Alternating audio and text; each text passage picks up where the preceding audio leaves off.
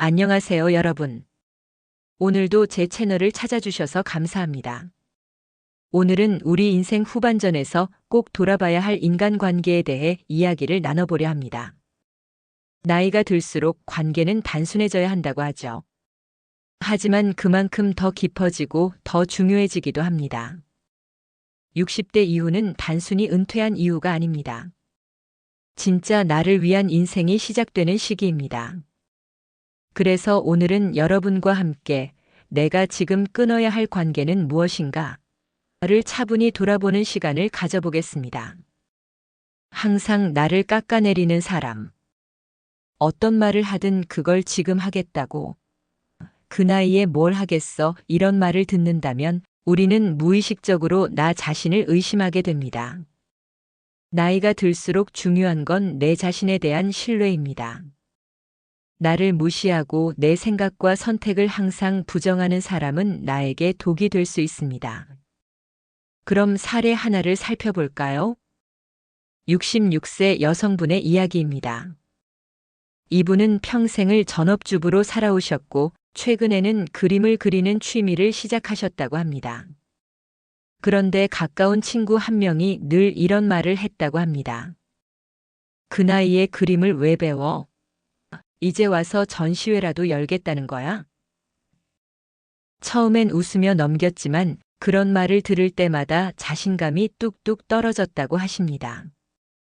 그런데 더 놀라운 건 그 친구는 정작 본인은 여행, 운동, 문화센터 등 다양한 활동을 하고 있었다는 겁니다. 결국 이분은 어느 날 용기 내어 말씀하셨습니다.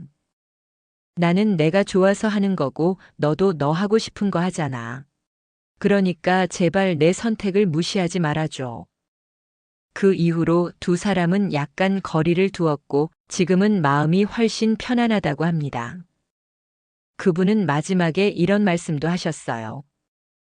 관계를 끊지는 않았지만 기대를 끊으니 속이 편하더라. 참 공감 가는 이야기죠.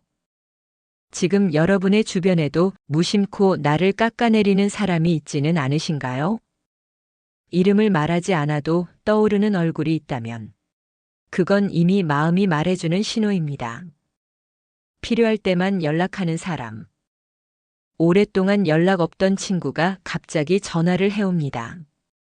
그런데 그 내용은 늘 부탁 혹은 금전적인 이야기입니다. 여러분, 그 사람은 정말 친구일까요? 아니면 그저 나를 이용할 수 있는 사람으로 생각하는 걸까요?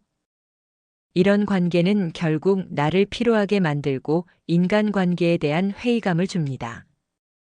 이를 주제로 한 사연이 많은데 그중 하나를 살펴보겠습니다. 몇 년 전 오랫동안 연락이 없던 고등학교 친구가 갑자기 전화를 해왔답니다. 반가운 마음에 받았더니 첫마디가 이렇더랍니다. 야, 나 사업하는데 잠깐만 보증 좀 서줄 수 있냐? 순간 반가운 감정보다 당황스러움이 더 컸다고 합니다. 몇 년 만에 연락한 친구가 다짜고짜 부탁부터 한다는 건 상대를 소중히 여긴다는 느낌이 들지 않죠. 이후로도 그 친구는 종종 연락을 해왔지만 대부분이 부탁이나 필요에 의한 전화였다고 합니다. 그분은 결국 조용히 그 관계를 정리하셨다고 해요. 여러분도 혹시 그런 사람이 있으신가요? 연락은 하지만 대화의 방향이 늘 요구로 시작되는 관계. 그런 인연은 나를 위한 관계가 아닙니다. 나를 소모하는 관계일 뿐입니다. 관계는 거울입니다. 나를 지치게 하는 사람은 내 삶의 무게를 더하는 사람입니다. 늘 불평불만을 말하는 사람. 세상에 대해, 가족에 대해, 건강에 대해. 늘 부정적인 말만 하는 사람. 그 사람의 말이 내 하루의 기운까지 흐려버릴 때가 있습니다. 왜 우리는 이런 관계를 계속 유지하려고 할까요? 오래된 친구이기 때문에? 가족이기 때문에? 하지만 여러분, 중요한 건 관계의 기간이 아니라 질입니다. 불만이 많은 사람과 오래 지내면 나도 모르게 그 감정이 전염됩니다. 이를 감정의 전이라고 하죠. 한 70대 남성분은 동네 지인과 거의 매일 아침 산책을 하셨다고 합니다. 그런데 그분은 매번 건강 걱정, 정치에 대한 불만, 자녀에 대한 불만을 이야기하셨다고 해요. 처음엔 그래, 나눌 이야기가 필요한 거겠지 하고 참고 들었지만 산책 후에는 오히려 더 피곤하고 기운이 빠진 느낌이 들었다고 하십니다. 결국 그는 용기 내어 나도 내 건강 이야기나 좋은 이야기를 나누고 싶다고 말했고 그 뒤로는 산책 동반자를 바꾸셨다고 합니다. 그날 이후 산책이 정말 상쾌해졌다는 말이 기억에 남습니다. 왜 이런 말을 듣는 것만으로도 피곤할까요? 뇌과학에 따르면 우리는 상대방의 감정 상태를 무의식적으로 따라하게 됩니다. 이것을 감정 전염이라 하죠. 누군가가 불만을 이야기하면 내 뇌는 그것을 스트레스로 인식하고 실제로 몸의 긴장도가 올라가게 됩니다. 자, 그렇다면 이런 상황에서는 어떻게 해야 할까요?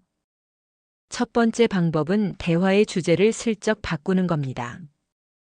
불만이 나올 때 그런데 요즘 좋은 일은 없었어요? 라고 물어보는 겁니다. 두 번째 방법은 대화의 시간과 장소를 조절하는 것입니다. 반드시 그 사람과 매일 대화할 필요는 없습니다. 일주일에 한 번 또는 컨디션이 좋을 때만 시간을 정해보세요. 부정적인 사람 곁에 있는 것은 독한 연기 속에서 하루 종일 숨 쉬는 것과 같습니다. 간섭과 통제만 하려는 사람. 자녀, 배우자, 친척, 친구 중에도 있습니다. 좋은 뜻에서 간섭을 하지만 그게 지나치면 결국 나를 지치게 만들죠. 그거 하지 마. 괜히 일 만들지 마. 그 나이에 그런다고 뭐가 달라져? 여러분, 우리가 살고 있는 지금 이 시기는 누구의 허락도 필요 없는 인생의 자유시간입니다. 한 여성분은 퇴직 후 여행 동호회에 가입해 활동을 시작했는데 자녀가 위험하니 가지 마라. 엄마는 조용히 계시는 게 좋다며 제지했다고 합니다. 그분은 처음엔 그래, 나이가 있으니 무리하지 말자고 생각했지만 곧 우울감이 찾아왔고 결국 스스로 결심해 활동을 재개하셨다고 해요. 그리고 말씀하셨습니다. 자녀를 위해 살아온 30년은 충분했고 지금은 나를 위해 하루하루 살아가고 싶다. 간섭은 애정일 수 있습니다. 하지만 그 애정이 상대의 자유를 짓누를 때 그것은 애정이 아닌 통제가 될 수도 있습니다. 전문가들은 말합니다. 자율성을 존중받는 사람은 자존감이 높고 심리적 건강이 유지된다고요. 그러니 여러분, 이제는 스스로 선택하고 결정할 권리를 되찾을 때입니다. 여러분은 최근에 스스로 결정해 본 일이 언제인가요? 누군가의 반응이 걱정되어 하지 못한 일이 있었나요? 인생은 누군가와 함께 걷는 길입니다.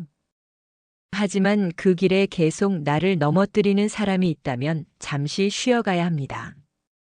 나이가 들어서 관계를 정리하는 것은 이기적인 것이 아니라 용기 있는 선택입니다. 관계를 끊는 것이 아니라 나를 보호하는 것. 나를 더 사랑해주는 환경을 만드는 것. 오늘 여러분과 나눈 4가지 인간관계 이야기를 천천히 마음속에 담아보시길 바랍니다. 오늘도 함께 해주셔서 감사합니다.